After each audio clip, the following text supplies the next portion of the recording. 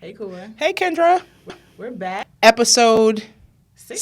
six. Yes, episode Yeah. 6. We never know what episode it is, We but just be talking because we we always here. talk. We here. We Exactly. have a different environment, but I love We it. do. I do. I really like it. You know. Just a change up. Exactly. Yeah. We got options. We have options. I love Options. it. Exactly. So we have a lot. I won't say a lot, but we have a lot to be grateful for. I should Absolutely. say. And a lot of things to Absolutely. dive into that and what that looks like for this season, especially. Right. Especially because past 2 years it was just like COVID central. Absolutely. And I think this is the first year that many of us was able to connect with family and just like ground ourselves. So we're gonna dive into that Dive right in. before we look. So dive into the hot topic. Let's do the hot topic. We rusty. I'm We a rusty. little okay, but we here. We here. Okay. A little rusty. The hot topic comes from Black Enterprise, who posted on Instagram that once Representative Karen Bass is sworn in as the mayor of Los Angeles, the 4 largest cities in the United States, New York, Houston, Chicago, and Los Angeles, will all be led by Black Democratic mayors.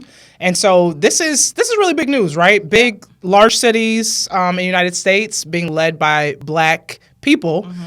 And I know we were also talking about Wes Moore Yes. being elected in Maryland. Yep. But yeah, I know we just went through the midterm elections. There's been a lot of conversations around what's happening there. A really interesting race that'll be happening in Georgia. Yes, the Senate runoff. I don't know. I've been watching that. Well, I'm down there now too, so I've been watching that often. So that's a U.S. Senate race. Yep. And so, what do you think? Yeah.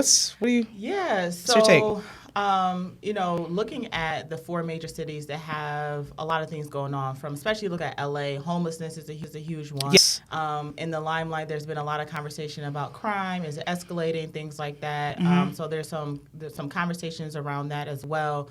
But to have these prominent leaders leading such big cities like this, I think it's a win for us, right? But also to just see someone that looks like you that can lead a city with these big issues on their back is huge.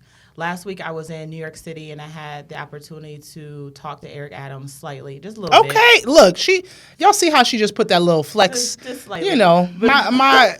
Listen, she put that little flex in her. Oh, well, I had the opportunity to talk to Mayor Adams. Well, he had some really great points, and this was at the Urban League Equal Opportunity Dinner. He was a speaker there. But, one thing that he did say is that, if we are going to talk about these issues and advocate for these issues, sometimes we have to be the person that leads as well. We can't be the person that just complains about it or expects other people to do it, right? Yeah. And so, yes, now we have, people like Eric Adams and Karen Bass who are leading these cities. That also means that we need to be supporting them. We need to push these issues as well. It's not like we won. Yeah. Right. And so that's one of the messages that he gave to me and other people, is that we have to be continuously pushing these issues and keeping these people in power as well.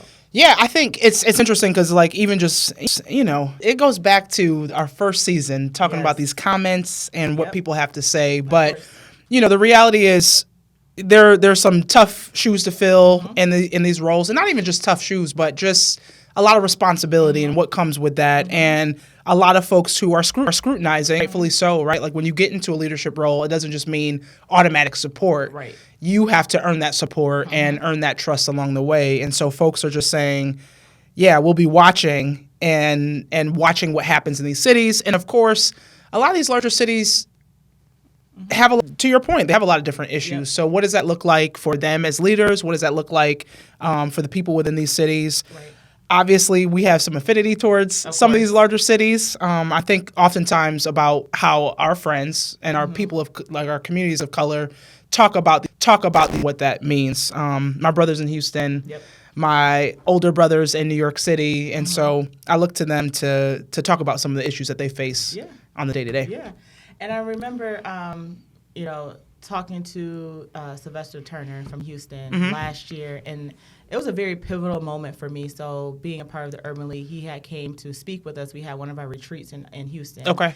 And he's currently obviously the mayor of Houston. But one thing he said, that really stuck with me, is that when you're a leader, you really have to groom the person behind you, which we know, right? But he's like, once you need to know when to step aside as well. So when we're talking about roles and responsibilities of these folks in these cities, is okay, you're in this position, but now also who are you grooming to come behind you as well, which is really important when we talk about leadership, and we talk about this all the time. But for whatever reason, when I had that conversation with him, that really stuck, because obviously we hold a lot of leadership positions, and I currently hold positions with the Urban League and National Urban League.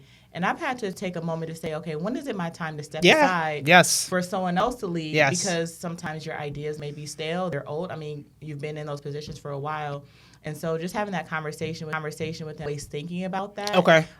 Especially because Houston is becoming that city that's innovative, right? Yeah. There's businesses going to that city. Yep. And so how are you going to continue to have that ability or have that happen in those positions? Yeah, I mean, that's a great point in general. Like thinking about your bench and what that looks like and how you're developing the folks behind you, because I think it's one thing to be in a role of authority and power and get people support in that way. But to your point, if you're not thinking about your exit strategy, what does that look like? Succession planning, you're doing a disservice to the communities that you actually serve or organizations that you serve too. Right. And I know as a topic of conversation we often have in the city of Buffalo too, right? Like, how do we groom this next leaders, the next layer of leaders that are into power per se, or are managing people and need to kind of get that next step in mentorship and sponsorship and what that looks like. And so it's not always done, but I think when you're a great leader, you are thinking about what comes after you. It's bigger than you. Yeah, exactly. Yeah. So. Well, we'll keep a pulse on it. We will keep a pulse, and I'm sure with the runoff. Yeah, I mean, so they already started early voting Saturday. And the election day is what, December 6th? December 6th. Yep. December 6th. So we'll see what happens. Yeah. We'll see what happens. Yeah. So let's into what we're gonna dive into. So it's been a long. It has, y'all. It's been a while, y'all. But so I know we were talking about being grateful, and it's the season of giving, the season of just being appreciative for everything that you have, and things that we manifest as well. Right? Yes, we're starting to see that and seeing the benefits of that. But this past week was Thanksgiving. And I had. What did you do? I've been jet setting, y'all. So Kendra, for y'all, Kendra has been. Every weekend in November, you've been somewhere. I have not been home. All right, so give the people the rundown. Oh, the rundown. Okay, so went to Afrotech. What weekend was that? So I can't remember, like the second week of November. Or did I go somewhere before? Nope. Okay, so I have the timeline. So the first weekend, we always talk about joy, right? We love traveling. Yes. The first weekend, we went to New York to see the New York Jets versus Bills. Okay. Yep. Cool, I forgot already. I forgot that I was in that. Yes. In that dynamic.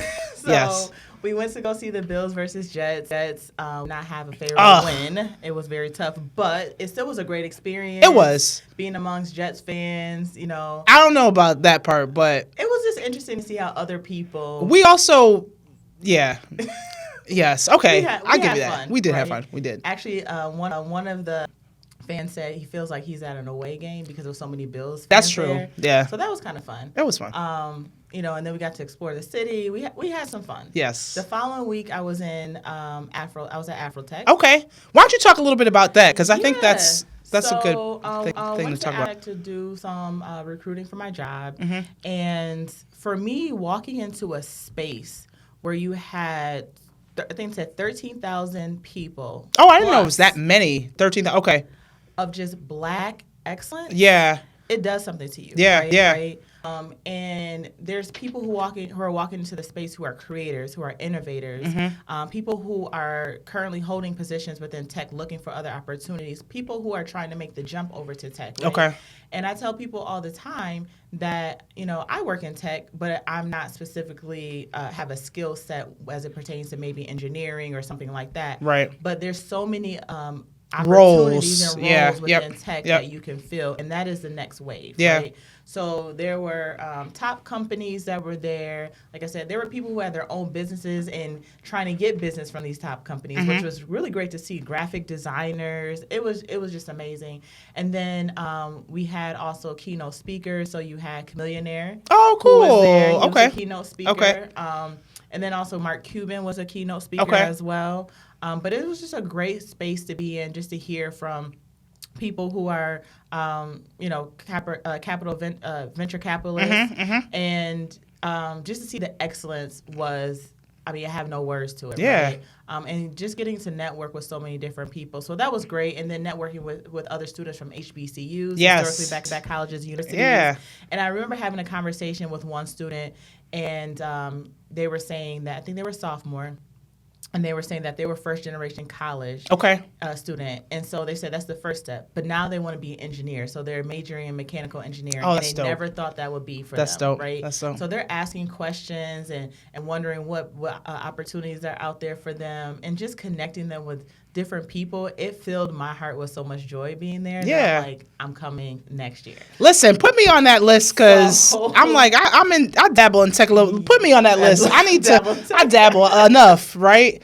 Yes. But that's ran by Morgan From Blavity. Blavity, right? Which is dope to see a black woman Yes. CEO, young, Yes. doing her thing. Yeah. And putting other people on. too. Yeah. So and then of course you have the parties. So Of course. the after parties were great, but again it serves as another networking opportunity as well. So I've met people from all over the country who I will stay in touch with. Okay. But I keep saying, like, if you can make it to Afrotech, I don't know where it's gonna be next year, Mm-hmm. but it was in Houston Houston. Austin. Houston's on my mind. It was in Austin this year. But if you can make it down to Austin, definitely do it. Yeah. It's something to see. That's dope. Yeah. That's dope. Yeah. So after Afrotech, So after Afrotech, I was in New York City Okay. For the National Urban League Equal Opportunity Dinner. Mm-hmm. And again, where she was just, chatting and chewing with the mayor. chewing and chatting. But yeah, so networking again there was great, but being a part of the National Urban League and seeing the impact that the National Urban League has, not only within obviously New York City, but then other cities as well across the nation, and really focusing on empowerment. Yeah. Right. It's amazing to see. And so just again, networking there, had a great time, and then also had some fun. So Yes. that weekend was filled with some amazing plays. So if people know me, I love theater. You do okay, because she has season tickets, y'all, to Shays. Shays, Yes. which is a theater place down in Buffalo. Right. So Yeah. I love theater. So I saw 3 plays that weekend. 3 plays. I don't know if I knew that. You saw 3. I saw 3 plays. Okay. The first one was Death of a Salesman. Okay. Amazing. The second one was The Piano Lesson. Ooh. And so that had Denzel Washington's son in Ooh. it. He was like the main playwright. It had Danielle, what's her name? She was on Orange is the New Black. Oh, Danielle. I can't think of her I last can't name think of it right either, now. but I know who you're talking about. I'm drawing a blank on everybody's name, but Samuel L. Jackson was also in Oh, there, too. dope. Okay. So it was a really, really great play. And then the last play I saw was called Ain't No Mo, Okay. which is a really interesting play, and that was through Lee Daniels. Ooh. And the whole premise was, what if black people had a one-way ticket to Africa? Would you take it? One way? One-way ticket. Okay. No return. Okay. Would you take it?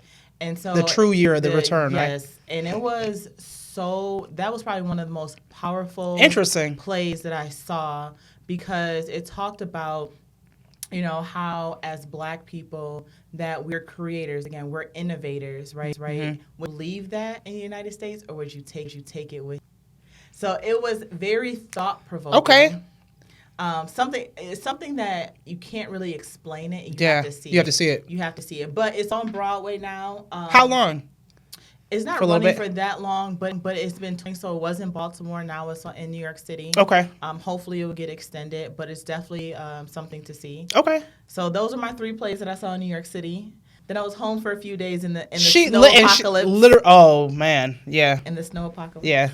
And then I went off to Alabama and was with my family. My dad's from Birmingham, so was with my family celebrating with them with Thanksgiving. And then also too, just gave a memorial for my grandmother who passed away 2 years ago. So that was just really great, and I felt at peace. That was like the culminating event because November was so busy, filled with great things. But then being able to be with family, back in my roots in Alabama. So we were in Birmingham, we were in Montgomery, we were in Selma. Almost like chasing history, right? But it was a really great.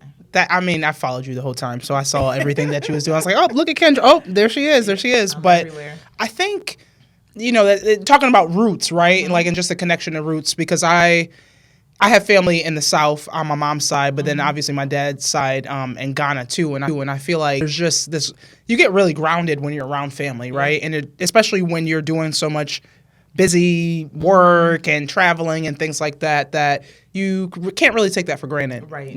So yeah, it was definitely nice. I did not take my work laptop with me, which I was kind of nervous, like this, like the first day. Oh my gosh, what I'm gonna do?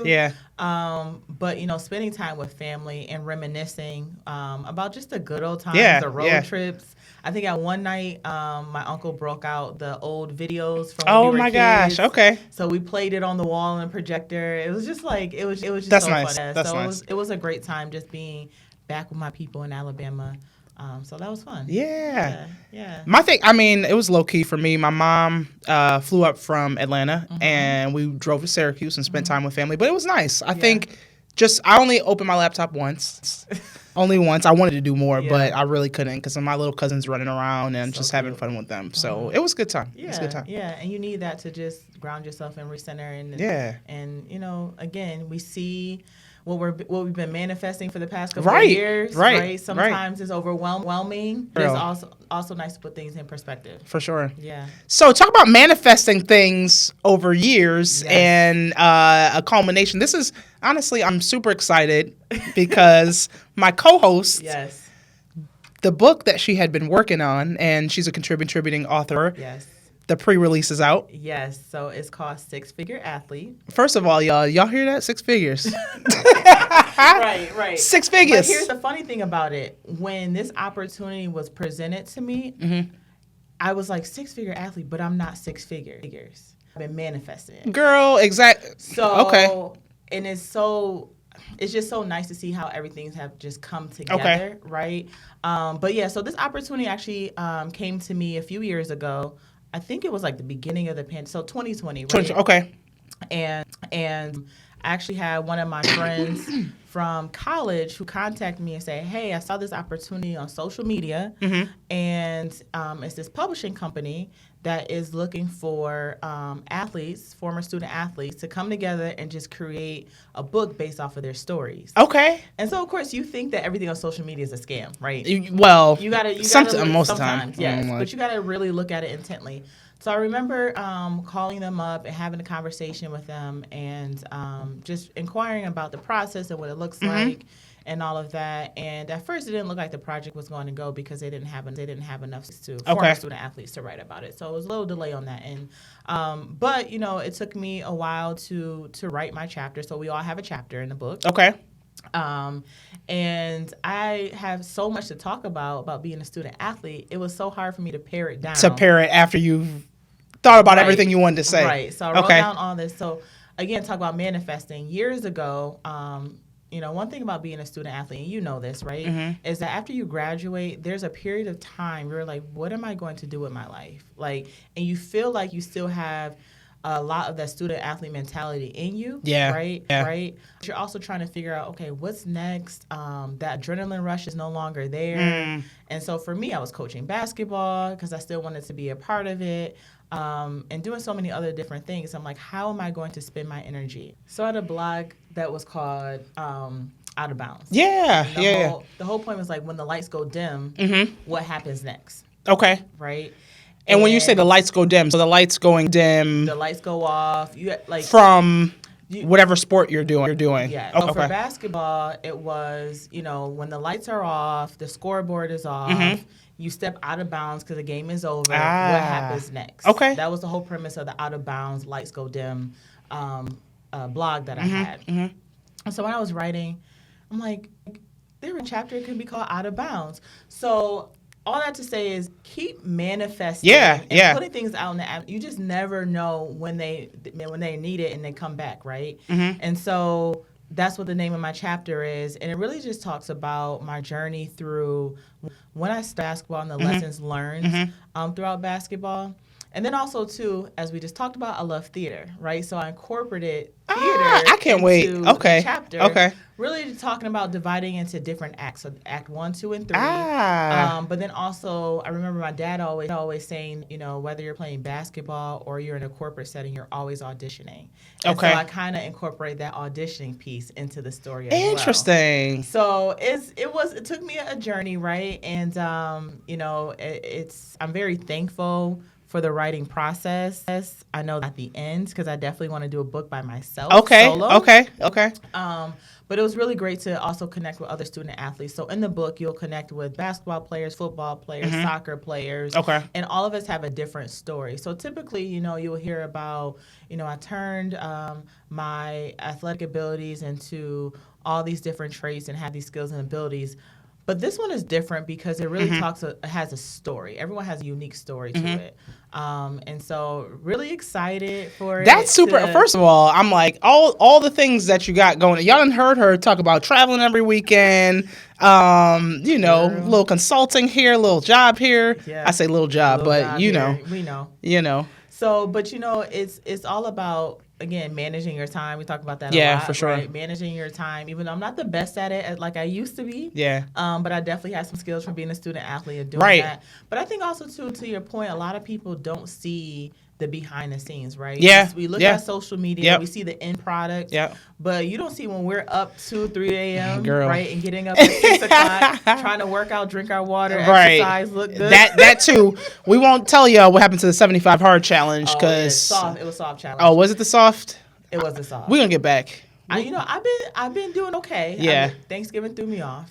It did throw me off. I mean, the holidays are the holidays, but I'm back on it. But yeah, so I think it's interesting too. Like, I also did sports in college in that way, but it's funny because I was having a conversation recently with a CEO who was a former athlete, and they talk often about the qualities of athletes and what that does. And I think there was a correlation between like leadership and athleticism in terms of if you did a sport or whatever. And it's interesting in terms of that dynamic and what that means because in college, being a student athlete, I mean, both doing D1, it's demanding, right? And so you had to learn how to balance for a very long time. I think it also teaches you how to lead in different ways as well. And so like utilizing that mindset of an athlete and saying, look, I'm down.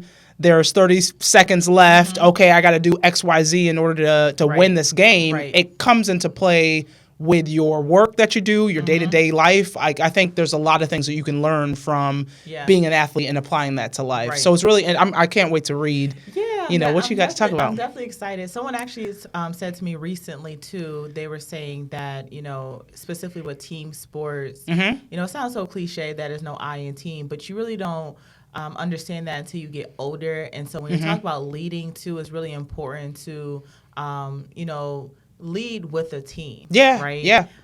We talk about the whole triangle effect, right? And so you can't just have the one leader up top. You have to sometimes have that inverted triangle as well. And so it's all about leadership and and teamwork. So definitely excited for it. The other thing is, if anybody's looking for any speaking engagements, let me know. Listen, our girl is ready. I am ready. She's ready. I am ready. I've been waiting for this book to come out. So if you have not got your book, pre-orders are happening I already now. got mine. I'm excited. Thank you. I'm excited. And so it'll be delivered to you in 2 weeks. Okay. That's good to know. I want mine personally delivered. Okay. It'll be autographed. You could, autograph for sure. Yeah. Oh, we have, so also too, a special shout out to Miss Brandy Moses. Yes, she is. Hey, girl. Behind the scenes, and she is always working with us to make sure that we produce a wonderful product. So appreciate you, Brand. She can't hear you say thank you, but. Oh, thank you. You can't hear it, but But ma'am, listen, we got how we got to end, and I'm saying it first so that you have to go first. Oh, yeah, go ahead. You go ahead. Yo, gym of the day. All right. Or gym of the week or gym of the month. Yeah, I think it's the season of being grateful. So I'm thinking about that a lot, and I'm just very grateful to just get past these long, especially 2 years, I feel like, of just pandemic years. I feel like we are seeing the light at the end of the tunnel a little bit on this.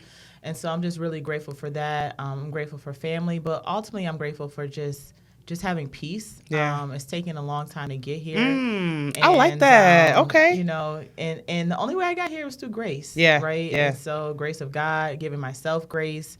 And I can actually say that I am at peace, and I haven't felt this way in a very long time. Okay. So, you know, that's just my gem. But also too, you know, just been manifesting, and we talk about this all the time. Yeah. It's just happy. I'm just happy to see it come to fruition. And I see it. You glowing, girl. I see it. You glowing. You glowing. You know, just a little bit. Little ting ting. Yeah. I would say in terms of my gem of the day, I think similar, right? Like in terms of being grateful, and I think about the time that was spent with family and having.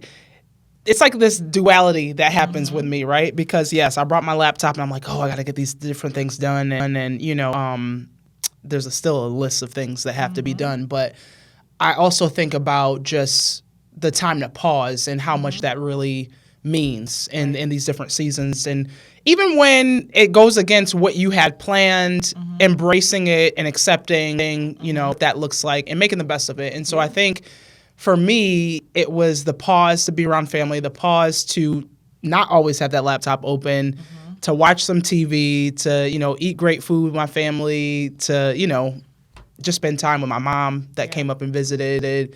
It was really great. It was really great. So I'm appreciative of that. The work is still there. And but it's needed. It is what it is. So, you know, obviously in our podcast we talk about all things DEI. Right? Yeah. And this is a part of it. Is just taking that pause. To just reflect. Yeah. Exactly. Because this work is still hard. Right. Right. It's not going anywhere. It's here to stay. It's going to change a little bit. Right. I think we talked about that, or we will talk about that. We will if we do. But yes.